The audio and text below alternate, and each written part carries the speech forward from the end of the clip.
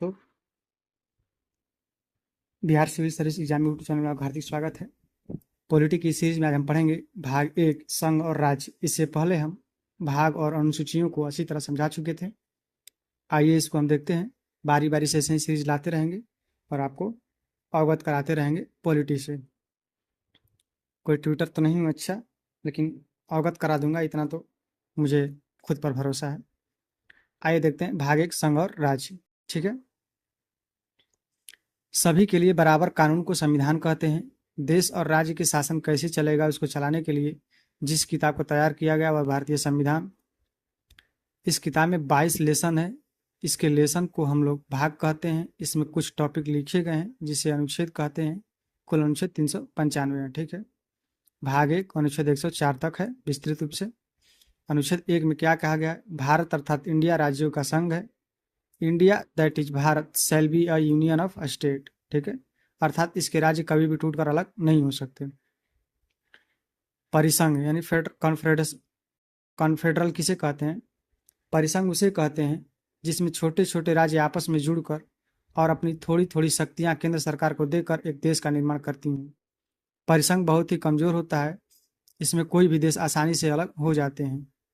Federation, राज्य मिलकर एक देश का निर्माण करते हैं और राज्य अपनी कुछ शक्तियां देश को दे देते हैं और देश को कहते हैं कि आप इन शक्तियों का प्रयोग करें।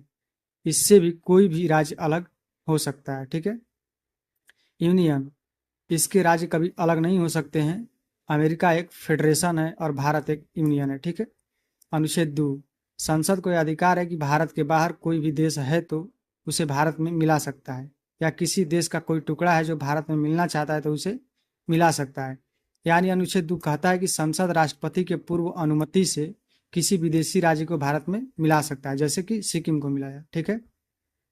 सिक्किम के लिए 35वां संविधान संशोधन 1974 करके यह राज्य बनाया गया था तथा संविधान के एक नया अनुच्छेद 2 क जोड़ा गया था, लेकिन फिर 36वां संविधान संशोधन 16 मई 1975 द्वारा सिक्किम को भारत का 22वां राज्य बनाया गया। तो पूर्ण रूप से सिक्किम भारत का 22वां राज्य कब बना? 1975 में 16 मई को। कौन सा राज्य बना? 22वां राज्य बना। ठीक है।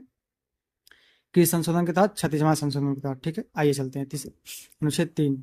अनुच्छेद 3 कहता है कि संसद राष्ट्रपति के पूर्व अनुमति से भारत के किसी राज्य के नाम, सीमा, क्षेत्र आदि में परिवर्तन कर सकता है।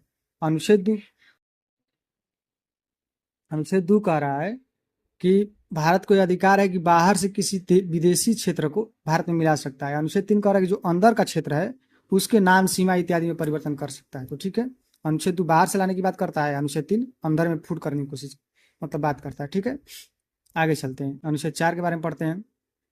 तो दिया गया है कि नया राज्य कैसे कैसे बना। तो मध्य प्रदेश और छत्तीसगढ़ बने 1 नवंबर 2000 को। उत्तर प्रदेश से उत्तराखंड अलग हुआ 9 नवंबर 2000 को। बिहार से झारखंड अलग हुआ 15 नवंबर 2000 को। और आंध्र प्रदेश से तेलंगाना अलग हुआ 2 जून 2014 को। ठीक है। तो वर्तमान में सबसे लेटेस्ट राज्य है आंध्र प्रदेश से अलग हुआ तेलंगाना 2 जून 2014 को। अनुच्छेद कहता है 4 कहता है कि जब संसद अनुच्छेद 2 का प्रयोग करेगी यानी किसी विदेशी राज्य को मिलाएगी, अनुच्छेद 3 का प्रयोग करेगी यानी किसी राज्य को तोड़ेगी, तो उसके लिए राष्ट्रपति से किसी विशेष अनुमति की जरूरत नहीं है, क्योंकि इसे अनुच्छेद 368 के बाहर रखा गया है। जिसको अनुच्छेद 368 में रख दिया जाता है उसमें राष्ट्रपति का हस्ताक्षर जरूरी होता है। तो ध्यान रखिएगा कि जो भी 2 और 3 में 3 प्रावधान के तहत क्रियान्वित की जाएगी कार्य, वो अनुच्छेद 4 के तहत किया जाएगा, न कि अनुच्छेद 368 के तहत। और जो भी अनुच्छेद 4 के तहत काम किया जाएगा उसमें राष्ट्रपति का हस्ताक्षर अनिवार्य नहीं होगा, और जो भी अनुच्छेद 368 के तहत कार्य किया जाएगा उसमें राष्ट्रपति के हस्ताक्षर अनिवार्य होगा, क्योंकि वह संविधान संशोधन का मामला आ जाता है। ठीक है। आइए देखते हैं। अखंड भारत, हमारा भारत अखंड भारत है। सबसे पहले 1893 में डूरंड लाइन खींच दी गई और अफगानिस्तान अलग हो गया। यह अखंड भारत का पहला टुकड़ा था। अखंड भारत का दूसरा टुकड़ा 1935 ईस्वी में म्यांमार को अलग करके किया गया तथा तीसरा टुकड़ा 1947 में पाकिस्तान को अलग होने से हुआ था। अखंड भारत 3 बार टूटा, 1893 में, 1935 में और 1947 में। ठीक है। पहली बार में अफगानिस्तान गया, दूसरी बार में म्यांमार गया, तीसरी बार पाकिस्तान चला गया। पाकिस्तान का विभाजन मुस्लिम जनसंख्या के आधार पर हुआ, जो 2 भागों में विभक्त हुआ था। एक ओर पूर्वी पाकिस्तान तथा दूसरी ओर पश्चिमी पाकिस्तान। बाद में पूर्वी पाकिस्तान बांग्लादेश 1971 में बन गया। रेड क्लिफ रेखा जो भारत पाकिस्तान को अलग करती है, भारत बांग्लादेश के बीच बॉर्डर यानी जीरो लाइन बनाती है। ठीक है। तो भारत और पाकिस्तान के बीच रेड क्लिफ रेखा है। ठीक है। रियासत, ऐसा क्षेत्र जो ब्रिटिश साम्राज्य द्वारा सीधे शासित नहीं थे बल्कि भारतीय शासकों द्वारा शासित थे, अर्थात ब्रिटिश राज्यों के दौरान अविभाजित भारत में स्वायत्त राज्य थे। अंग्रेजियों ने देशी रियासत को 3 विकल्प दिए थे, पाकिस्तान में मिल जाओ, भारत में मिल जाओ या स्वतंत्र बन जाओ। ठीक है, तो जब देश आज़ाद हुआ तो भारत में 552 से अधिक देशी रियासत थे। ठीक है, 552 देशी रियासतों को मिलाकर फेडरेशन बनाना संभव नहीं था, इसलिए सरदार पटेल को जिम्मेदारी दी गई थी कि इसे मिलाकर यूनियन बनाए। ठीक है, अब सरदार पटेल ने क्या किया, इस काम में 3 लोगों की महत्वपूर्ण भूमिका थी, सरदार पटेल, बीपी मेनन और लॉर्ड माउंटबेटन की। इन लोगों ने सभी राज्यों को भारत में विलय करा दिया, किंतु 3 राज्य भारत में विलय तैयार नहीं थे। कौन? हैदराबाद। हैदराबाद के निजाम हैदराबाद को पाकिस्तान में मिलाना चाहते थे, किंतु सरदार पटेल ने पुलिस की वर्दी में सेना भेजी, जिसे ऑपरेशन पोलो कहा गया। किसके तहत? ऑपरेशन पोलो के तहत हैदराबाद को भारत में मिलाया गया। इसी के तहत हैदराबाद को 17 सितंबर 1948 को भारत में मिलाया गया। कब? 17 सितंबर 1948 को मिलाया गया ऑपरेशन पोलो के तहत। किसको? हैदराबाद को। जूनागढ़ गुजरात का एक रियासत था जो पाकिस्तान में जाना जाता था, जो पाकिस्तान में जाना चाहता था, किंतु सरदार पटेल ने जनमत संग्रह कराकर फेडरेशन से उसे भारत में मिला लिया। जनमत संग्रह के द्वारा जूनागढ़ को मिलाएगा। ठीक है, जम्मू कश्मीर, यहाँ की जनता मुस्लिम थी, लेकिन राजा हिंदू हरि सिंह थे। उन्होंने कहा कि हम न भारत में रहेंगे और न ही पाकिस्तान में रहेंगे, हम स्वतंत्र देश बनाएंगे। तब तक पाकिस्तान आतंकवादियों का घुसपैठ करा दिया। जब हरि सिंह को लगा कि हम नहीं बचेंगे, तब हरि सिंह ने नेहरू के पास आए और सरदार पटेल ने 26 अक्टूबर 1947 ईस्वी को विलय पत्र पर हस्ताक्षर कराकर भारत का अंग बना दिया। इन सभी देशी रियासतों को मिलाकर एक भारत का निर्माण किया गया, जिसे 4 राज्यों ABCD में बांटा गया। ए में थे ब्रिटिश प्रोविंस, वह राज्य जहां अंग्रेजी का शासन था। बी में था वह राज्य जहां देशी रियासतों का शासन था, 9 देशी रियासत थे।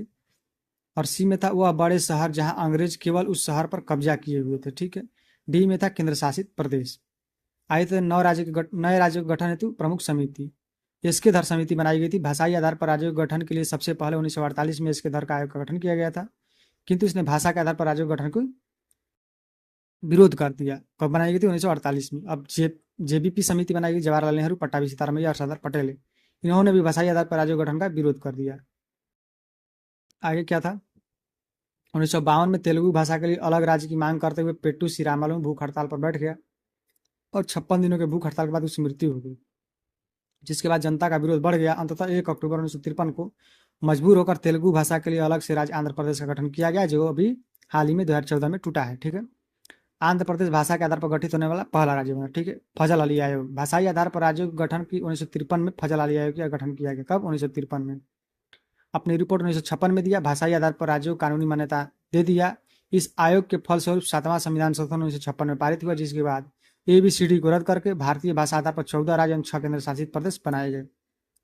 उसके बाद 15वां राज्य गुजरात तथा महाराष्ट्र बना 1960 में, 16वां राज्य नागालैंड बना 1963 में, 17वां राज्य हरियाणा बना 1966 में, 18वां राज्य हिमाचल बना 1971 में, त्रिपुरा, मणिपुर, मेघालय बने 1972 में, सिक्किम बना 1973 में, और अरुणाचल प्रदेश, मिजोरम और गोवा बने 1987 में। ठीक है, PEPSU PEPSU Patiala and east Punjab state union, Punjab राज्य का पुनर्गठन शाह आयोग की सिफारिश पर हुआ था। पेप्सू 4 भागों में विभाजित हुआ, हिमाचल प्रदेश, हिंदी भाषा हरियाणा के लिए, पंजाबी पंजाब के लिए और यूटी बना चंडीगढ़। ठीक है, इस प्रकार भारत का एक विशाल साम्राज्य जो सिमट कर इतने में रह गया, जिसमें 28 राज्य तथा 7 केंद्र शासित प्रदेश बन गया। अब 8 केंद्र शासित प्रदेश हैं। पहले केंद्र में 29 राज्य तथा 7 केंद्र शासित प्रदेश थे, लेकिन जम्मू कश्मीर राज्य का दर्जा छीन लिया गया और 28 राज्य बच गए। पहले केंद्र शासित प्रदेश 7 थे, लेकिन जम्मू कश्मीर लद्दाख को 2 केंद्र शासित प्रदेश में बना दिया, इनकी संख्या 9 हो गई। लेकिन एक डिसीजन लिया गया कि दादर नगर हवेली दमन दीव को 2 अलग केंद्र शासित प्रदेश हैं, इन्हें एक कर दादर नगर हवेली एवं दमन दीव को एक कर दिया गया। अब वर्तमान में 28 राज्य और 8 केंद्र शासित प्रदेश हैं।